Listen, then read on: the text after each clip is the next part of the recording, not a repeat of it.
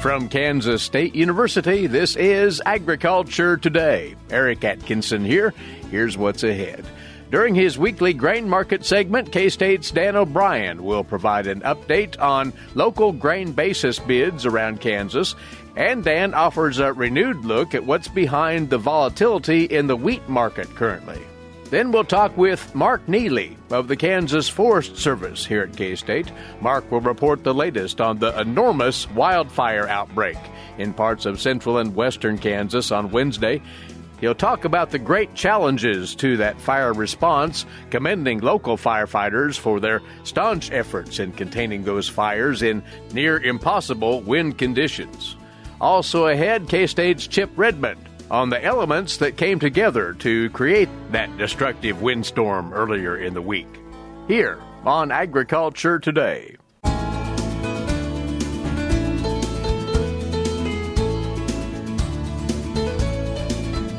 This is the K-State Radio Network, and you're listening to another Agriculture Today, our Friday edition. Welcome once more. We'll pick up on the grain markets, first of all, right here, as usual, with Dan O'Brien joining us, grain market economist, K-State Research and Extension, from his office in Colby, northwest Kansas.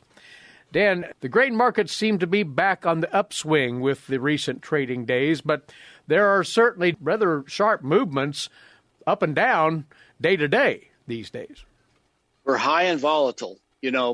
I guess a case of that would be in the wheat market the other day when we had a drop-off that didn't seem to be well explained or easily explained by a lot of the supply-demand fundamentals, but rather factors from, rumors from overseas in terms of wheat supplies being available or not, and rolling over of positions in futures traders, no doubt made skittish by general uncertainty in broader financial markets, all seem to express themselves in terms of the wheat market suddenly falling off. But yet that happened earlier this week. On Thursday, we got most of that back, a good chunk of it back anyway. March hard red winter wheat futures up 18.5 cents, back up to 803 and a quarter. So again, we're still down some 20 cents from where we were before that big drop, at least as I look at it, but still tremendous prices. And I think when we get to lofty levels like this, we're more prone to be vulnerable to rumors, to fears of people that some issue right or left could come in and affect the markets negatively. When we think about the wheat trade, though, and we think about domestic situations, there isn't a whole lot going on with our wheat production here in the U.S. currently, but we start to turn a bit of a wary eye to what is happening with all the dryness. Is that going to be some influence in the wheat market anytime soon, Dan? Well, yes, eventually. As you look at the percent of U.S. wheat production in areas affected by drought, and we try to pull that together in our weekly analysis, you've got sizable percentages, especially of hard red spring wheat and durum wheat affected in dry areas, even hard red winter wheat, not as much as those others. Again, we've had these discussions with farmers and different meetings that we've had, and them wondering about whether or when dry conditions would come in and affect the wheat market. I think if drought continues on into 2022 in those areas to the north for hard red spring and durum don't have some recovery of moisture, then all that much more we'll have worries in the wheat market and strong prices. So out of that last supply-demand report, WASDE report that came out on December the 9th, by the time we've looked at some number crunching on that, the world stocks to use is down a little bit at 35%, but the world minus China, taking away what we estimate to be in China for stocks, is at 21.4%. And the next tightest year we had was back in 2012-13, a tremendous price year, $7.77 for wheat during that year. And we were at 22.6% stocks to use in wheat outside of China. We're at 21.4% stocks to use outside of China this year at 705, and that's with inflation. So if we would have these conditions again persist into next year, then that's just pointing towards wheat markets that are very strong, both in the futures and in the cash. I would say, since we're talking about that, on our notes that we put together each week, this weekly market review, when you look at cash prices for wheat, spot prices for hard red in Kansas, Colby 773, Salina 791. These are the top end bids. 790 in Topeka, 784 Garden City, 790 Hutchinson, 754 in Columbus. And the new crop bids, if anything, they're holding up and becoming a little bit stronger, at least as I see them.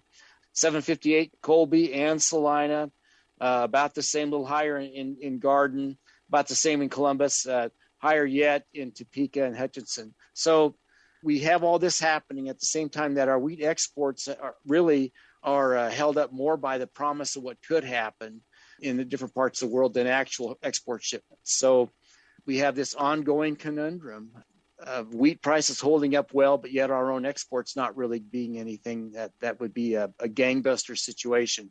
So I guess it adds to the uncertainty and maybe the flimsiness of our support. That's probably not the best word to use, but we're held up so strong in the wheat market by this broader world situation, yet our own outflow on the demand side is just sort of okay, So I don't know that will get rains all over the globe and change that in any time quickly, but yet that's the situation that we face. Dan, you just cited there the local prices being paid for wheat around Kansas, taking us right into your latest calculations on basis for the major grains total here in the state. Tell us about those trends and what they're suggesting to us. Well, kind of staying with wheat this week for sure, since we already been talking about it. When you look at Colby, strongest basis that we've had since and including 2017. The same situation out at Hugoton, Perryton Equity in that area at Prairieola. Salina, almost about equal, not stronger than, but equal to the best basis that we've seen. Hutchinson, a little more along the line of about average basis levels. Topeka had been the strongest, had come back down to be pretty much equal with average. But then in Columbus, we've seen a stronger basis than this for hard red wheat the last several years. So interesting to the west, generally the area we tend to see lower prices in, that we have pretty strong wheat basis. So I guess for wheat overall, we had run up, got highs up near, over $8.75 up to $8.88.90. Now have come back to about $8. Had that drop off that was due to a combination of factors, as we talked about earlier. So now we sit at about, again, a close on yesterday about 803. And I don't know that we would see anything that will change that dramatically. From the ag supply demand side, I think that the issues of weakness that can come in and affect these markets have a lot to do with the general tenor of financial markets overall and what people do in response to worries in that arena and how that could come over and affect ag commodities overall, and wheat would be caught up in that. And to carry through with the basis overview this week for feed grains and soybeans around Kansas, what's happening there? Well, corn basis in Colby, Garden City, Salina, and I guess pretty much also in Hutchinson, pretty strong basis, is strongest in terms of seeing a number over the top of where we'd been in the past, actually shows up in the Salina area at the top end bids for that, but no weakness in basis except maybe in the Columbus area, still a decent basis level, but relative to where we've been in the past, somewhat weaker than we had seen. We have seen also for grain sorghum, generally we saw a lot of strength in grain sorghum basis about the last quarter of 2020. During this year, we're in essence the second strongest year, but that not uncommon to see 70, 80 cents stronger basis in late 2020 than we're seeing right now for sorghum. When you see the bids, if anything, we've seen grain sorghum new crop bids in a number of these areas. Well, they're holding up decently, about 487 to 527. Cash prices for sorghum back now above corn in some areas. So we're anticipating, apparently, when that's happening, we're anticipating export movement. So we have kind of the following, that normal spotty pattern we see in grain sorghum movement, where we have some really good weeks, and then some weeks where we're waiting to probably gather grain sorghum together to send it out again the next week. So we've got this herky-jerky thing going on, but generally I guess I continue to be encouraged for Kansas producers to see the strength in sorghum prices and also in corn prices. And frankly, as we've been talking about in Ag Econ in our shop, with the increase in fertilizer and a number of other costs, we'll need that. But yet, the increase in fertilizer and costs that are happening for those crops will affect our bottom line for what's harvested next year. And so that's my worry, is that all the factors that are helping us to have strong prices right now, will they endure out into next fall when we have to pay the bill for these high input costs? And so that makes us probably pretty sensitive to what forward contract bids are for all these crops to see what we can lock in to protect ourselves. And soybean basis thoughts briefly here? Generally, new crop bids for soybeans pretty much from 1151 or 1146 on the low side to 1191 on the high side, 1181. And basis trends for soybeans in Colby, Salina, Ottawa, northern part of the state, really pretty strong basis. Some of the strongest we've seen in the last several years, if not the strongest. Also pretty strong soybean basis relative to history in Garden City.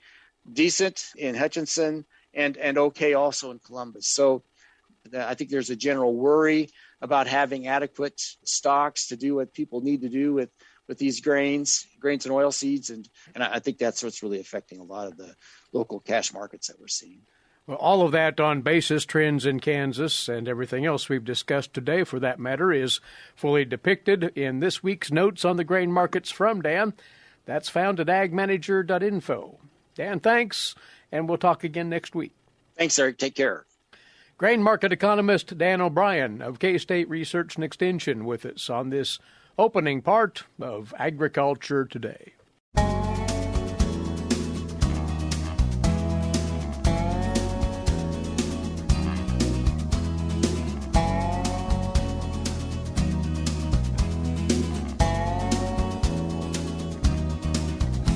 Agriculture Today continues now, and to the event of the week in Kansas, no doubt, that mammoth windstorm that blew through Kansas on Wednesday into Wednesday night, carrying over in some parts of the state into Thursday morning, wreaking havoc in many ways, not the least of which sparking wildfires in the state. Our guest now has been hard at it for the last 48 hours as the state fire management officer with the Kansas Forest Service here at Kansas State University. He's been good enough to spare us a few moments to tell us about the event and what's known about its origins and, moreover, what the resulting response to it was. Mark Neely joins us once more. Mark, again, we appreciate you being along with us here. And recapping the events that led to these fire outbreaks, you and others in emergency management had been cautioning about the potential for wildfires for several days, actually, in advance of this. And lo and behold, and unfortunately, you all were right. Yeah, that's right. We were able to see this coming. To what extent and to exactly what location, was difficult. We knew it was going to be Kansas. It set up a few days out, even a week out. We saw, holy smokes, it's going to be 73 in December.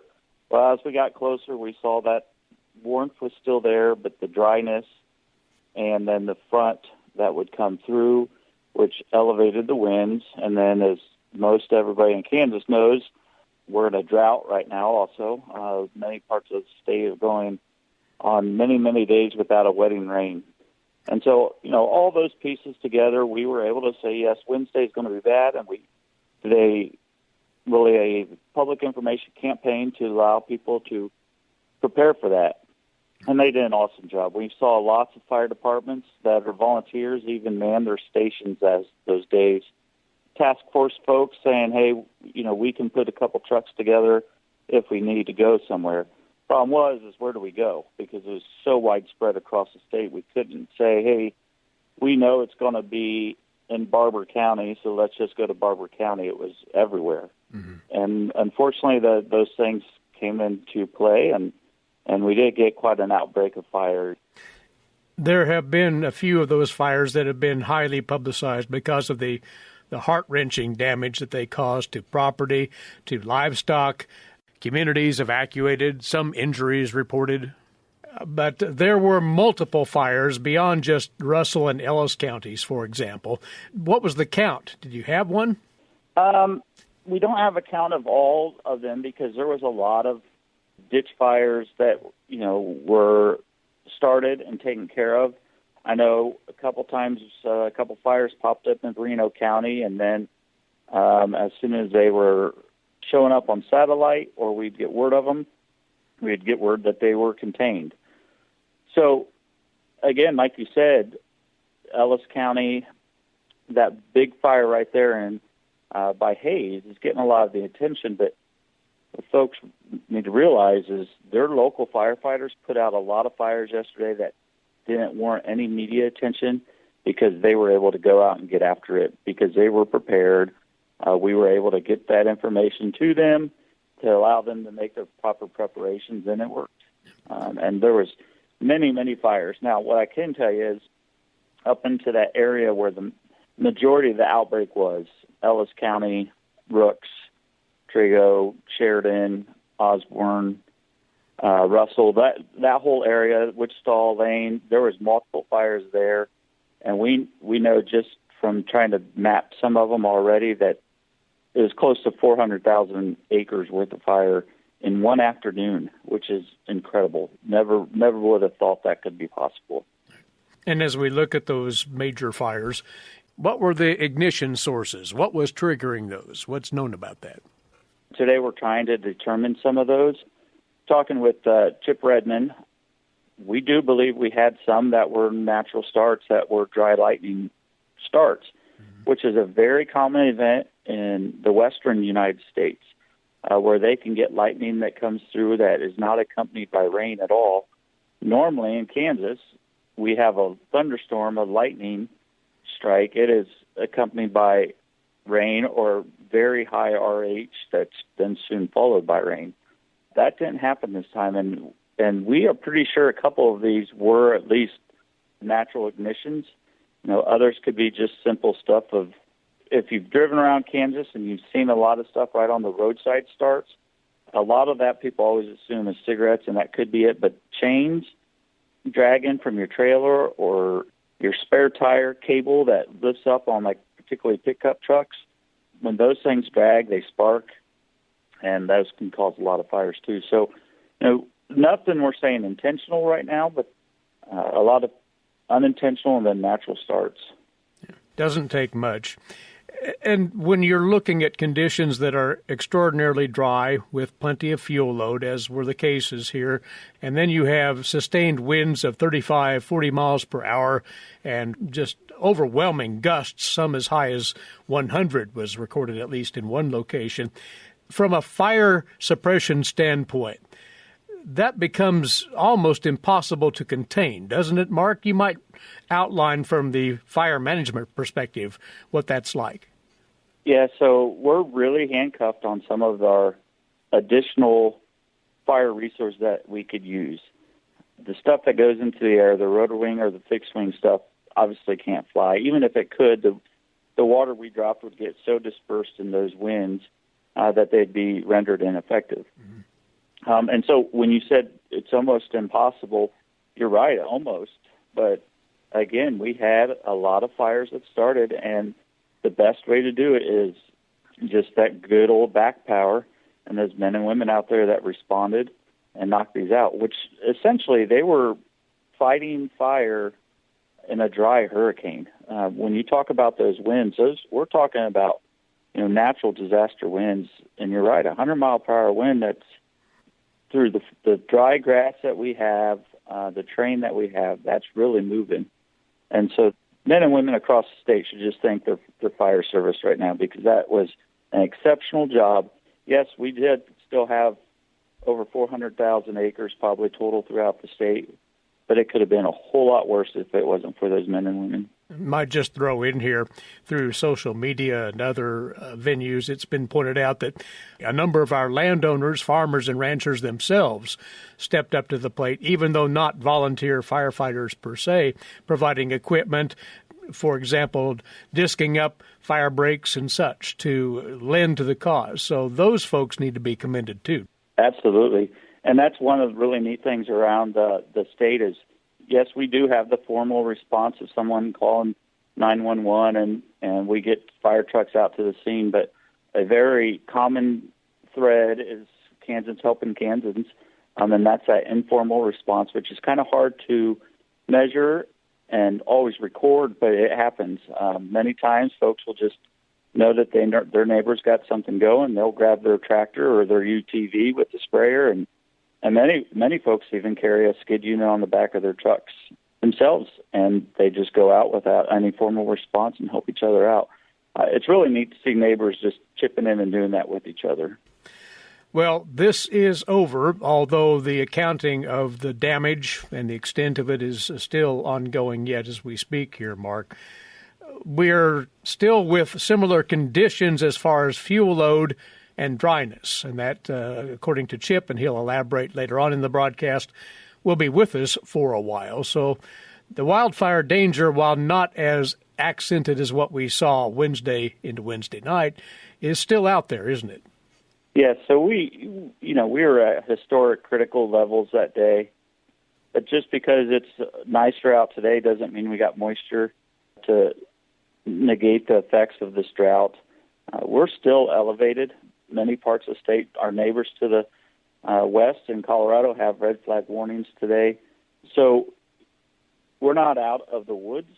We really need some of that moisture. We need a nice snowpack to lay down and crunch down some of these fuels and just get some moisture back into the soils. And so until that happens, we need to all just be vigilant, continue to prepare that there could be more fires. I know it's crazy that we're just coming up on Christmas and we're talking about this, but that's a fact of it right now, that until we get some of that good moisture that could compact these fuels and provide moisture back into the soils, we need to be prepared to fight fires for the time being. Again, hats off to all of those, as you mentioned, Mark, that responded so valiantly in getting these under control earlier this week. And we want people to stay on the alert as well and be very careful in their outdoor activities, for wildfire could occur once again. Thanks to you for taking the time and for all of your efforts amidst this. And we will talk with you again soon, Mark. Appreciate it. Thanks for having me, Eric. Take care. With the Kansas Forest Service here at Kansas State University, State Fire Management Officer Mark Neely there. And indeed, we'll talk with K-State's Chip Redmond about the weather forecast ahead and how that factors into the ongoing wildfire threat in a few moments here on Agriculture Today.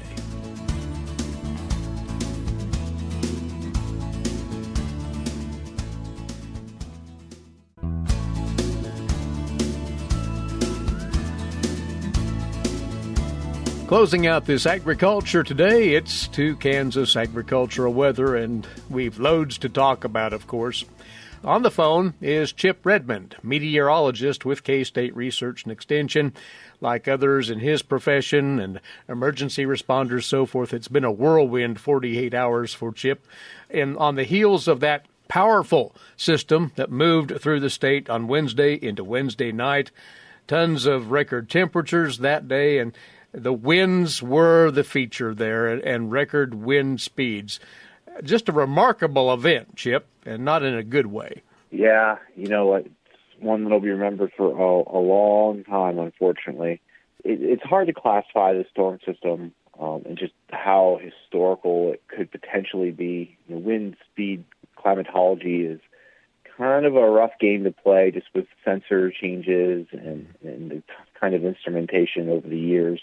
And our wind records don't go back very far. So we have a lot of work to do in that realm. And then, temperatures, with a dynamic storm system like that, it pulls a lot of warm air out ahead of it. And I know in a lot of places yesterday morning, especially eastern Kansas, we were a degree or two within the daily high temperature record at 8 a.m. in the morning. Right. So, some records got broke. It's still preliminary information, but most of central and east Kansas likely broke records yesterday. The wicked winds not only were high speed, but the long duration of those winds, Chip. Was there an explanation or reason for those winds hanging on even after the front passed through? Yeah, so the low pressure system was deepened rapidly. and created a pretty significant pressure gradient that resided completely around the low pressure system and not just in the warm area or in advance of the cold front. So we had a lot of that wind being mixed down. We even had some stratospheric wind getting mixed down just with that low pressure system deepening, and that's what caused a lot of those significant 90 to 100 mile gusts in central Kansas. But we also had a line of storms that mixed wind down from the upper altitudes, and so just a lot of things at play. Overall, our sustained winds, a lot of people compare this to a tropical storm or a hurricane. Mm-hmm. Keep in mind, those are based off sustained winds and not gust winds. And our sustained winds yesterday, they reached 35 to 40, and our gusts were up to 80, 70 mile an hour. And that's actually not technically tropical storm force. And then, the other impact of the event was the dust, right? I mean, we had a ton of dust lost yesterday. And so when we get visual indicators of wind, it tends to make it even more dramatic. And there's a lot of damage out there, too, as a result of the wind. Well, let's talk about what's ahead, if we might. It has calmed down, obviously, since Wednesday afternoon and into the night. So we're looking at colder temperatures than we've seen and dryness, not only through the weekend, but for a considerable time ahead. Yeah, temperature-wise, we're going to be cooler. The coolest day will be Saturday, but overall we're still going to average warmer than normal temperatures through most of next week, and then could potentially transition to a cooler regime come the end of December into early January. Unfortunately, when that happens, it's still not a favorable pattern for us to get rainfall, and it's pretty high confidence that we'll see little to no moisture across most of the state, probably through the end of the year. When we look out further, the new outlooks just came out on the 16th, and beside our temperatures for the month of January, equal chances right now for all of Kansas for either above or below or average temperatures. Precipitation-wise, there's a pretty high confidence of below normal precipitation for much of western and central Kansas. Appreciate it very much. Enjoy your weekend, Chip, and we'll talk again very soon. Yep, thanks for having me. Meteorologist Chip Redmond, K-State Research and Extension. He's along with us on Fridays to get into the Kansas agricultural weather story. Our time's away once more. Thanks for tuning in. Eric Atkinson for Agriculture Today over the K-State Radio Network.